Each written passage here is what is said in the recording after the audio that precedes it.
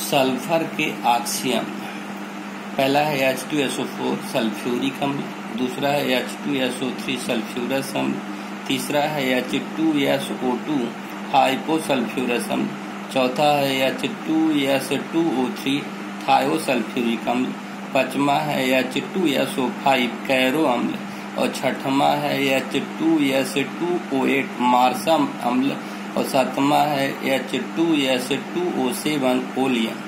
अब हम लेते हैं H2SO4 सल्फ्यूरिक अम्ल। इसे ऑयल ऑफ विट्रियोल भी कहते हैं, इसे किंग ऑफ केमिकल भी कहते हैं, यानी इसे रसायनों का राजा कहा जाता है। तो इसकी हम संरचना बनाते हैं। बच्चों ये ध्यान रखना है कि सल्फर के ऑक्सीजन में S डबल बॉन्ड O जरूर पाया जाता है। तो सबसे पहले हम S डबल बॉन्ड O कर लेते हैं। अब चूंकि ऑक्सीजन की संख्या ज्यादा है इसलिए नीचे भी S डबल बॉन्ड O कर लेते हैं। अब 2 ऑक्सीजन एडजस्ट हो चुकी है। अब हमारे पास 2 ऑक्सीजन है, 2 हाइड्रोजन है, यानी OH का जोड़ा हो जाएगा। तो एक तरफ OH लगा देते हैं और एक दूसरी तरफ भी OH लगा देते हैं। फिर अब यहाँ देखो, ऑक्सीजन की विद्युत ऋणात्मकता ज्यादा है, इसलिए साझे वाला इलेक्ट्रॉन ऑक्सीजन की ओर आंशिक रूप से अपनी ओर आकर्षित कर लेगा और ऑक्सीजन पर आंशिक रूप से ऋण आवेश और इसे यहाँ पर हाइड्रोजन पर आंशिक रूप से धन आवेश, इसे पार्श्व आवेश कहते हैं। डेल्टा नेगेटिव जो लिखा है इसे पार्श्व आवेश कहेंगे। तो यहाँ पार्श्व आवेश ऋणात्मक और यहाँ पार्श्व आवेश धनात्मक है। इसी पर दूसरे तरफ भी ऑक्सीजन आंशिक रूप से क्या करता है, ऋणावेशित हो जाता है और हाइड्रोजन धनावेशित हो जाता है, क्योंकि साझे के इलेक्ट्रॉन को अपनी ओर आकर्षित कर लेता है। यहाँ पर ऑक्सीजन पर पार्श्व आवेश कैसा है, ऋणात्मक, और हाइड्रोजन पर पार्श्व आवेश धनात्मक है। तो जितने OH संख्या होती है OH की क्षारकता कहलाती है। तो क्षारकता कितनी हो गई, 2, यानी N फैक्टर कितना होगा, 2। अब हम संकरण निकालते हैं। संकरण के लिए पुरानी परंपरा वही, सिग्मा बंध धन लोन पेयर ऑफ इलेक्ट्रॉन। तो सिग्मा बंध कितना है, एक ये सिग्मा 2, और यहाँ एक सिग्मा है, एक पाई है, एक सिग्मा है और एक पाई है, यानी कितने सिग्मा है, टोटल 4 सिग्मा। तो 4 सिग्मा हो गए और 4 लोन हुआ, लोन पेयर बिल्कुल नहीं है। तो 4 सिग्मा और धन 0 बराबर कितना होगा, 4, यानी संकरण कौन सा होगा, sp3। अब इसके हिसाब से यदि हम संरचना देखते हैं तो कौन सी संरचना होगी, sp3। कैसे जान जाते हैं कि sp3 होगी, तो देखो S कक्षक 1 और P के कितने कक्षक, 3 कक्षक मिल के बना लेते हैं sp3, इसीलिए बोलते 3 और 1 4। अब देखिए ऑक्सीकरण संख्या इसकी कितनी आती है, 6, और संरचना यदि sp3 है तो संरचना कैसी होगी, टेट्राहेड्रल। अब ऑक्सीकरण संख्या कुछ बच्चे गलत लगा रहे थे, आज मैं बताया भी हूँ। तो कैसे लगाते हैं देख लो। सबसे पहले हम लेते हैं H2 का एक हाइड्रोजन में 1 +1 होता है, तो 2 हाइड्रोजन में +2, तो हम क्या लिखेंगे, 2, यानी +2। फिर सल्फर की निकालना है तो +6x। फिर ऑक्सीजन की, तो एक ऑक्सीजन की -2, 4 ऑक्सीजन की 4 दूनी 8, यानी -8 इक्वल टू 0। तो हो जाएगा यहाँ पर देखिए 8 में 2 गए 6, यानी x -6 इक्वल टू 0।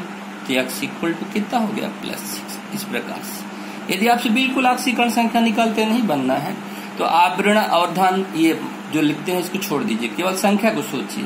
ऑक्सीजन में एक ऑक्सीजन कितनी होती है, 2, तो 4 दूनी 8, और यहाँ पर कितना 2, तो 8 में 2 घटाएंगे, 2 बीच वाले की निकल आएगी, कितनी आएगी, 6। इस प्रकार H2SO4 की ऑक्सीकरण संख्या कितनी होती है, 6। अब चतुष्फल की संरचना के आधार पर इस प्रकार हम संरचना बना लेते हैं। यहाँ पर देखिए जो ये बंध कोण बन रहा है, यानी बॉन्ड एंगल कितना है, x। अब मान लीजिए ये बॉन्ड एंगल y है। यदि हम यहाँ पर देखते हैं तो रिपल्सन के कारण x का मान y की अपेक्षाकृत क्या होता है, ज्यादा है। यदि कभी ध्यान दीजिएगा कि H2SO4 x एंगल का मान y एंगल की अपेक्षाकृत क्या होगा, ज्यादा होगा। अब H2SO4 की हम अम्लीय प्रकृति देखते हैं। तो H2SO4 equal to H positive plus HSO4 negative. सभी अम्ल हाइड्रोजन प्रोटॉन त्याग करके फिर ऋणायन बनाते हैं, तो ऋणात्मक बन गया, इसे कहेंगे बाई सल्फेट या हाइड्रोजन सल्फेट। फिर एक हाइड्रोजन H पॉजिटिव त्याग करके SO4 2 नेगेटिव बना लेता है, यानी सल्फेट आयन। या हम इसको ऐसा भी कह सकते हैं H2SO4 equal 2H positive plus SO4 2 negative. अब देखिए इनके बारे में थोड़ा सुनिए। यहाँ पर देखिएगा H2SO4 त्याग करके क्या बना, H पॉजिटिव त्याग करके HSO4 नेगेटिव बनाते हैं, यानी हाइड्रोजन प्रोटॉन त्याग देता है, इसलिए अम्लीय यानी अम्ल की तरह व्यवहार करता है। ये आप 11th में पढ़े होंगे, ब्रांस्टेड लवरी संकल्पना। कोई भी अम्ल हाइड्रोजन प्रोटॉन त्याग देता है तो क्या कहलाएगा, अम्ल। और यदि हाइड्रोजन प्रोटॉन ग्रहण कर सकता है तो क्या होगा, क्षार। तो यहाँ पर देखिए HSO4 नेगेटिव हाइड्रोजन प्रोटॉन त्याग भी सकता है और ग्रहण भी कर सकता है, इसलिए इसकी प्रकृति कैसी होगी, उभय धर्मी। अब यहाँ पर देखिए ये क्या कर सकता है, ये हाइड्रोजन प्रोटॉन ग्रहण कर सकता है लेकिन त्याग नहीं सकता है, इसलिए केवल एक ग्रहण, ये इकट्ठा ग्रहण नहीं कर सकता, इसलिए किस तरह का प्रकृति इसकी होगी, दुर्बल क्षार, क्योंकि हाइड्रोजन प्रोटॉन ये ग्रहण करता है लेकिन त्याग नहीं सकता है, तो ये दुर्बल क्षार की तरह व्यवहार करेगा, ये उभयधर्मी की तरह व्यवहार करेगा और ये H2SO4 की तरह व्यवहार करेगा।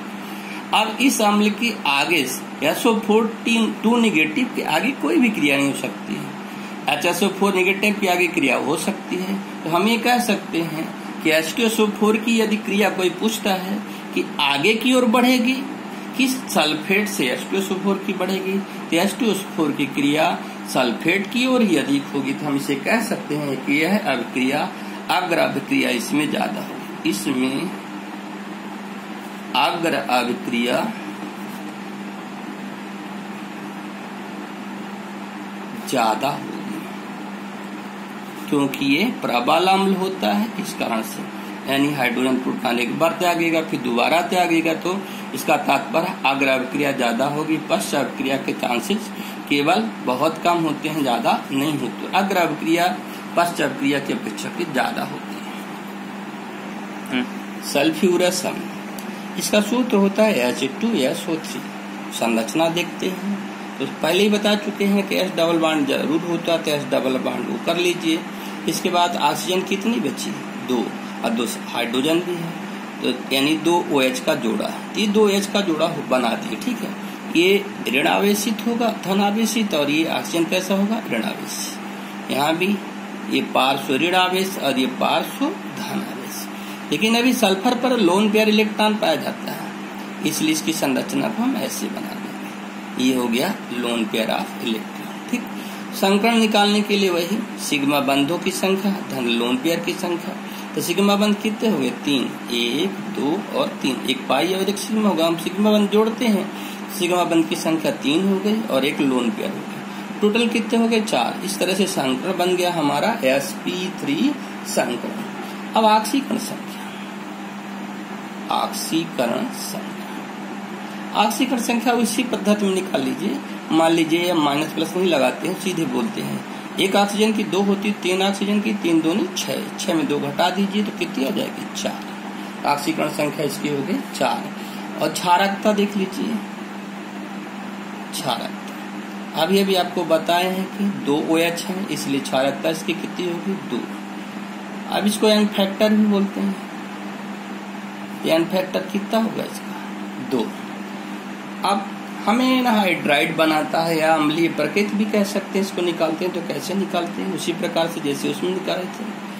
H2SO3 equal to minus H positive, तो ये हो जाएगा HSO3 निगेटिव, फिर H positive minus H positive, तो ये हो जाएगा SO3 2 निगेटिव।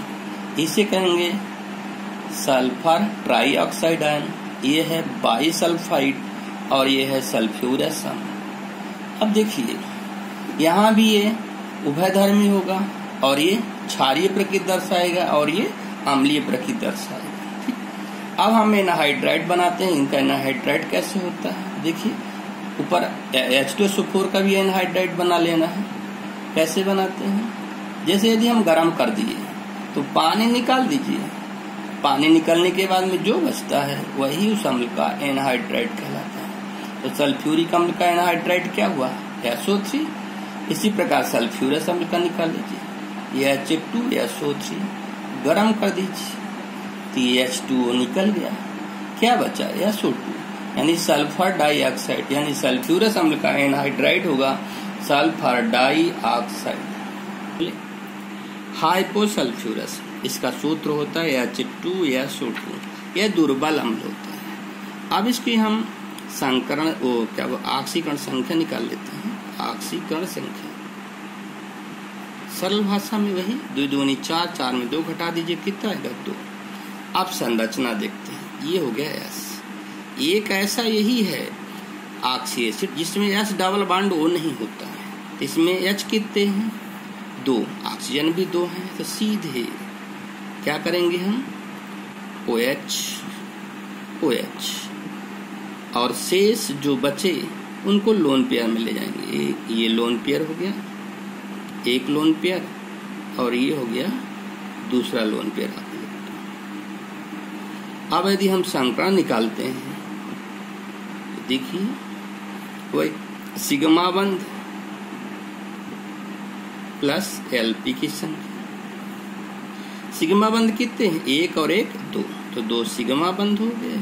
और एलपी कितने हैं, 1 1 2, 2 एलपी हो गए, कितना है 4, यानी इसका संकरण होगा sp3। और इसकी संरचना कैसी हो गई, टेट्राहेड्रल चतुष्फलकी। यहाँ भी OH 2 ही है, यानी इसकी क्षारकता कितनी होगी, 2। बता चुके हैं ऊपर ही कि ऑक्सीजन की विद्युत ऋणात्मकता ज्यादा होती है, इसलिए ऑक्सीजन के ऊपर आंशिक रूप से ऋण आवेश और हाइड्रोजन पर आंशिक रूप से धन आवेश। इसको क्या बोलते हैं, पार्श्व आवेश। यानी यहाँ पर पार्श्व आवेश कैसे, ऋणात्मक, और यहाँ पर पार्श्व आवेश धनात्मक। ये धनात्मक और ये ऋणात्मक। अब इसे एन फैक्टर भी बोलते हैं, यानी एन फैक्टर इसका कितना आएगा, 2। अब देखिए जिस प्रकार उनके एनहाइड्राइड निकाले थे, इनके भी एनहाइड्राइड निकाल लेते हैं। H2SO2 इक्वल टू, देखिए -H पॉजिटिव, तो क्या बचा हमारे पास, HSO2 निगेटिव, फिर -H पॉजिटिव, तो ये हो गया SO2 निगेटिव। ठीक, ये और ये उसी प्रकार ये उभयधर्मी होगा, ये दुर्बल क्षारीय होगा और ये अम्लीय होगा। ठीक, अब है H2SO5 कैरो अम्ल का सूत्र होता है ये, लेकिन इसका एक और नाम होता है पर ऑक्सो सल्फ्यूरिक अम्ल। क्यों कहते हैं सल्फ्यूरिक अम्ल, क्यों कहते हैं, एक ऑक्सीजन यदि घटा दिया जाए तो H2SO4 बचेगा, तो सल्फ्यूरिक अम्ल कहते हैं। अब यहाँ संरचना से देख लीजिए, सल्फ्यूरिक अम्ल में H डबल बॉन्ड ऊपर होता है, डबल बॉन्ड नीचे होता है, फिर OH होता है और फिर OH होता है। लेकिन एक OH में एक ऑक्सीजन अलग से जुड़ी होती है, और ये oxygen O double bond O, ये पहचान बताती है पराक्साइड बंध। पराक्साइड बंध, अब पराक्साइड बंध लगे होने के कारण इसे बोलते हैं परऑक्सो सल्फ्यूरिक अम्ल। यानी परऑक्सो सल्फ्यूरिक अम्ल किससे बना हुआ है, किससे, सल्फ्यूरिक अम्ल से, और उसमें पराक्साइड बंध जुड़ा है, इसी कारण से उसे बोलते हैं परऑक्सो सल्फ्यूरिक अम्ल। अब यहाँ हम इसका ऑक्सीकरण संख्या निकालते हैं। संख्या इसमें बच्चों ध्यान देना है, पराक्साइड बंध में जो ऑक्सीजन उपयोग होते हैं उनकी ऑक्सीकरण संख्या -1 होती है, यानी इसकी -1 होगी, इसकी -1 होगी, लेकिन इसकी -2, इसकी -2, इसकी -2, तो 2 2 4 2 6 1 7 और 1 8, तो 8 और 8 में 2 गए, कितने आएंगे 6, यानी ऑक्सीकरण संख्या कितनी होगी इसकी 6। अब उसी प्रकार से क्षारकता कितनी होगी, 2 ही होगी, तो क्षारकता 2। अब इसको मालूम है आपको एन फैक्टर भी बोलते हैं, तो एन फैक्टर इक्वल टू कितने होंगे, 2 ही होंगे। अब हम इसका भी संकरण निकाल सकते हैं, कैसे, वही पद्धति संकरण निकालने की, sigma bond plus lone pair LP। अब सिग्मा बॉन्ड कितने हैं, 1 2 3 4 सिग्मा है, लोन पेयर 0 है यानी 4, तो संकरण कौन सा होगा? sp3। आपको पहले भी बता चुके हैं। देखिए s और p, यदि एक s और एक p होता है बराबर 2, तो संकरण कौन सा कहलाता है? sp2। यदि एक s और 2 p हुए तो संख्या कितनी बनेगी? 3, तो संकरण कौन सा होगा? sp2। एक s और 3 p हुए तो कितनी संख्या बनेगी? 4, तो संकरण कौन होगा? sp3। यदि एक s 3 p और एक d हुआ तो संख्या कितनी हुई? 5। 3 1 4 1 5, इसे संकरण कौन सा होगा? sp3d। मान लीजिए एक s हुआ, 3 p हुआ और 2 d हुआ। अब देखिए संख्या गिन लीजिए, 3 2 5 1 6, तो 6 से कौन सा संकरण होगा? sp3d2। अब देखिए यदि एक s है, 3 p है, 3 d है, तो गिनिए संख्या कितनी होती है? 3 3 6 और 1 7, तो हमारा 7 से संकरण कौन सा होगा? sp3d3। इस प्रकार हम संकरण इसका निकाल लेते हैं। अब हम जल अपघटन कराते हैं, और जल अपघटन से क्या प्राप्त होता है ये देखिए बच्चों। S double bond O, double bond O, और ये OH, और ये हो गया O O और H। जल अपघटन कराते समय सदैव पानी ही लिया जाता है। वो या तो अम्लीय माध्यम में होता है अथवा क्षारीय माध्यम। हमें ध्यान रखना है, इतना अलग कर देना है, यानी एक भाग इधर का अलग हो जाएगा और एक भाग इधर का अलग हो जाएगा। तो देखिए ये भाग किससे जुड़ जाएगा? इस वाले से, और ये वाला भाग इससे। तो क्या हो गया? S double bond O, double bond O OH, और ये OH प्लस HOOH, यानी कैरो अम्ल का यदि हम जल अपघटन कराते हैं तो हमें क्या प्राप्त होता है?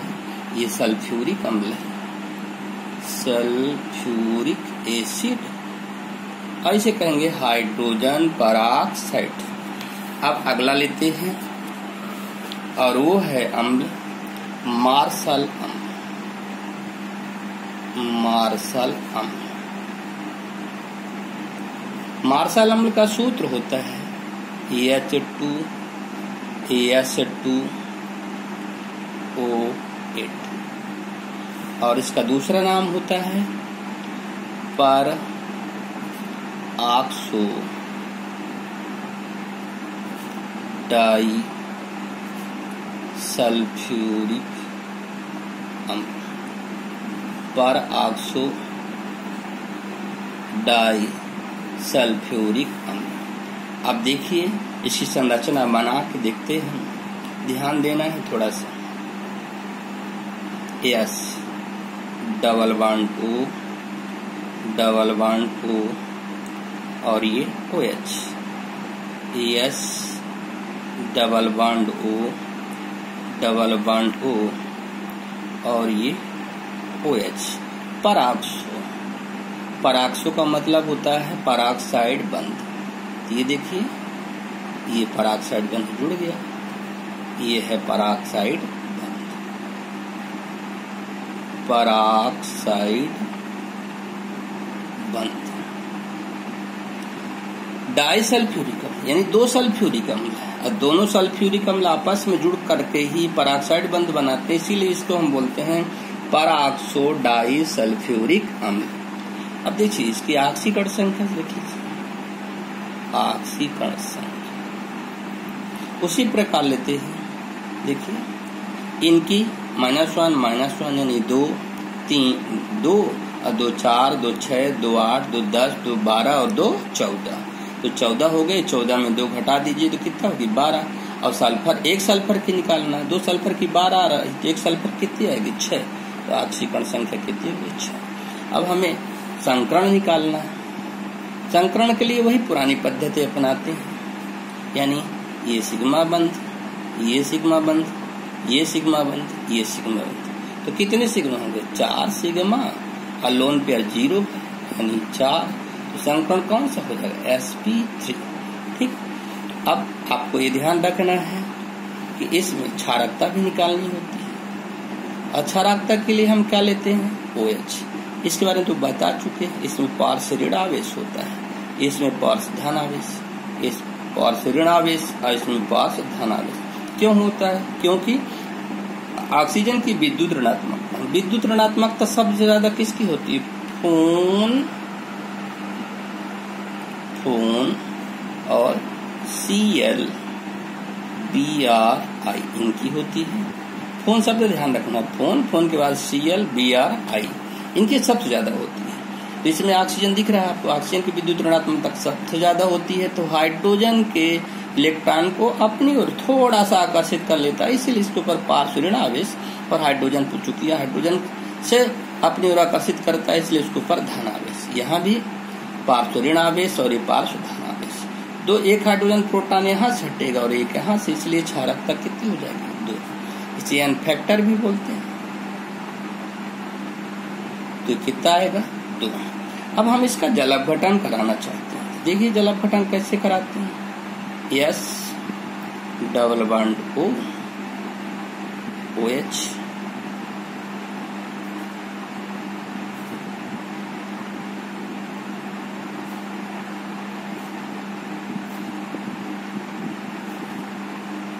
प्लस H OH, और ये हो गया जल अपघटन। किसके बीच में कराएंगे? अम्लीय माध्यम अथवा क्षारीय माध्यम के बीच में। तो बच्चों ध्यान रखना है, ऐसा इसको 2 भागों में बांट दिए, चाहे यहाँ से 2 भाग कर दीजिए, चाहे यहाँ से। तो इधर वाला भाग एक किससे जुड़ेगा? OS से, और एक किससे जुड़ेगा? H से। तो ये वाला भाग यदि OS से जुड़ता है तो क्या बन जाएगा? देखिए S डबल बॉन्ड O और डबल बॉन्ड O, ये हो गया OH और ये OH, क्या बन गया? Sulphuric acid. और प्लस ये क्या हो गया? HO S double bond O double bond O, और ये O और ये H, ये बन गया कैरो अम्ल यानी पराक्सी मोनोसल्फ्यूरिक। यदि इसका भी हम जल अपघटन कराते हैं, HOH, H पॉजिटिव और OH निगेटिव, अम्लीय माध्यम अथवा क्षारीय माध्यम, तो यहाँ से क्या हो जाएगा? वही यहाँ से हट जाएगा। ठीक, तो बन जाएगा फिर से S डबल बॉन्ड O और ये OH और प्लस HO